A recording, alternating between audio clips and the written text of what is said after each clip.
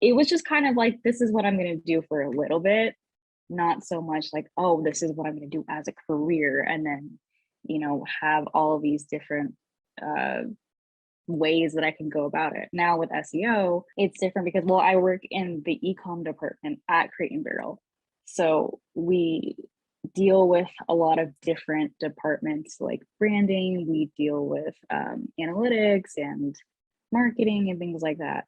But if for someone like me who is doing digital marketing, who is doing SEO, it's not, you don't have to be in ecom. You can also be like in-house and somewhere else, or you can be working at an agency as well too. So there's just different areas, and I feel like it does give you a lot more opportunity. You just kind of have to figure out what company do I want to work for, what job do I want to have, or maybe even if you wanted to freelance and do that, you could do that as well. What's happening, guys? It's Shane here. Welcome back to the channel. And today I have another very special guest on the channel. Today I got Ivy to come on. Ivy is a digital marketer, and she has a very unique experience and perspective on getting into digital marketing. So I'm really excited to have her share her story. Thank you so much for coming on the channel, Ivy. Yeah, thanks for having me, Shane. I'm really happy to talk to you today.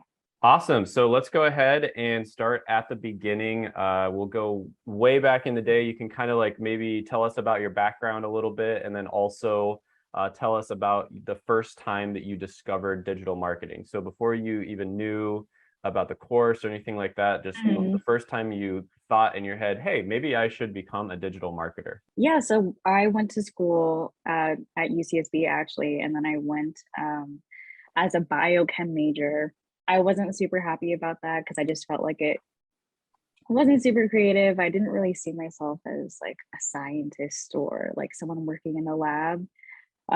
So yeah, I stopped doing that when I was in school. I did art for a little bit, for I think like a year or so. That was really fun because I got to be super creative, but there was just kind of, I don't know, like there was just like stigma around like art majors that like, you can do art, but it's sometimes not as profitable. And that's kind of what deterred me from, finding a job that was, I guess, creative as well. But kind of fast forward after that, when I graduated from school, um, I just didn't really know what I wanted to do. Like I liked marketing, but like the at UCSB there was no like marketing major, and like the closest thing to that was communications, I remember. And it was just like a lot of writing, and it was a lot of like, I don't know, just writing specific projects, but they weren't actually applicated to like real life in a sense. So yeah, I don't know, I just didn't have too much background on marketing. So after I graduated college, I didn't really have money. I had to pay for rent. So I was serving for a little bit. And then I just happened upon a job with, I was doing data entry, and I was also doing like a small bit of marketing. I was doing like social media marketing. And so that's kind of how I got my feet wet into marketing a little bit. So yeah, after that, after I think that was 2020, so that was during the pandemic, I was just searching up like some YouTube channels, being like, hey, do I need to get like, do I need to go back to school to do digital marketing? Or what is digital marketing? Or is there something for me that I can just do now? And so that's how I found SES course. Got it. So you basically just searched it up online, what is digital marketing, or something along those lines, and Yeah, it popped up on I YouTube. so I was just searching up like digital marketing major in the beginning. Um, I was also just doing a Google search on that, and it was popping up just like random academy courses that were like 5 grand. And I was just like, I cannot afford this. But then I also don't want to go back to school and just get another major that I don't know.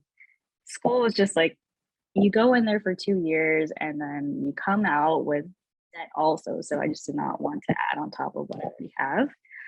Um, so yeah, I was just doing a Google search and just trying to figure out like, is there something in digital marketing that I might like? Is there something that I can do on the side without going to school? And that's kind of how I found the course. Yep. Got it. And would you hmm say that, just generally speaking, from a financial perspective, art degrees are worth it? Like, do they help you achieve your goal of becoming an artist in a cost-effective Uh, manner? hmm I would say no, but this is the thing is that I feel like I'm just the kind of person to where I like to teach myself, and I feel like art.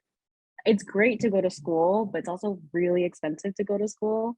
Um, and I feel like there's just so much more knowledge, I think, now that you can easily just look it up online, or you can just maybe get a mentor and be able to figure out some things like that. But yeah, I wouldn't say that it's worth it, but for some people, it might be a better option because they like that specific structure. And by the way, guys, Seth does have a free masterclass. Basically, he goes over some of the more important details. He goes a little bit deeper. He talks about the different parts of digital marketing, like SEO, paid ads, pay-per-click, etc., and whether digital marketing would be a good fit for you and your own personality. So if you want to check that out, I will put that down in the description below, as well as the pinned comments. But as to the next question, let's talk about you discovering Seth's course. So you look into Mhm. Seth's course, you're deciding, are you going to buy it? Are you not going to buy it? How long was that decision process for you of whether you're going to invest in his course or not? Right. I think it was like 2 or 3 months or so.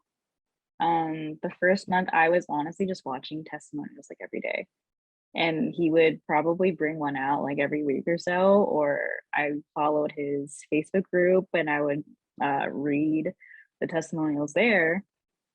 And I was just like, how many am I gonna watch for me to like actually pull the plug and be like, okay, I'm gonna do this. So yeah, 2 months into it, I got into the course, and I was just kind of going through it. And it just was interesting because one, I didn't know anything about digital marketing. And he just kind of put it into a perspective where it's really just easy to understand, easy to apply, and you're able to just kind of figure out, how do I fit in with this? Do I want to do PPC? Do I want to do SEO? Do I want to do email marketing? Things like that. So yeah, so I did that for a year. I think some people did it for a little bit less than I did, but I was just kind of going through the motions and trying to study and also just give myself a little bit more confidence. I think if I really just told myself, "Oh, I can do this thing that I've never done before," I think I could have easily just finished it in like a month or two. But um but yeah, I did that for yeah, a couple of months. I think that's what I said. And then I landed a well, I was doing like freelance gigs. So I had one of my friends worked at an agency, so he let me do SEO for some of his clients.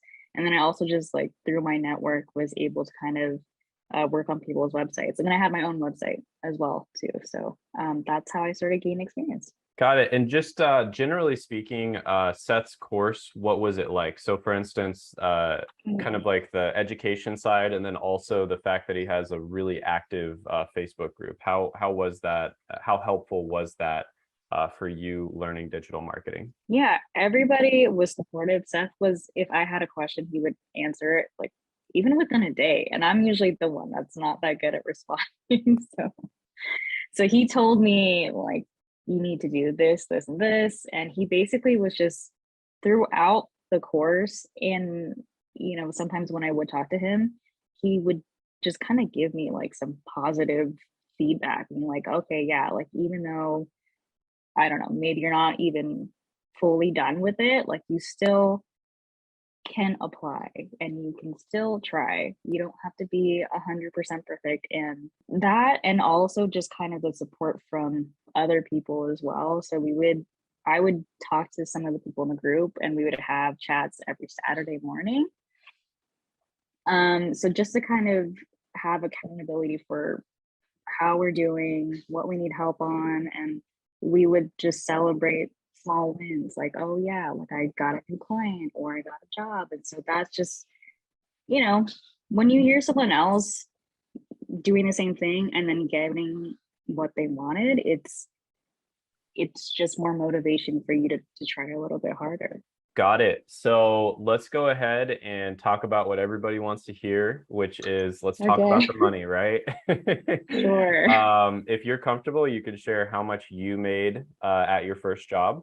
And Mm-hmm. then if you're not comfortable, you can just kind of tell me, generally speaking, what people could maybe expect at their first job as a digital marketer. Mm-hmm. Yeah. So it's around 50 to 65,000 a year. And mind you, before I had this job, when I was working at like a smaller, like just straight out of college, I think I was making like minimum wage, and minimum wage here is like 15, 16, I think, an hour. So yeah, it was a big jump, I think. Got it. And then in terms of like lifestyle, what the job's like itself, what are the differences Mhm. between your previous jobs and digital marketing? I don't know how else to explain it. I think it's hard to compare the two because I was serving for most of my college like career. So it was just kind of like this is what I'm going to do for a little bit, not so much like, oh, this is what I'm going to do as a career and then, have all of these different uh ways that I can go about it. Now with SEO, it's different because, well, I work in the ecom department at Crate and Barrel.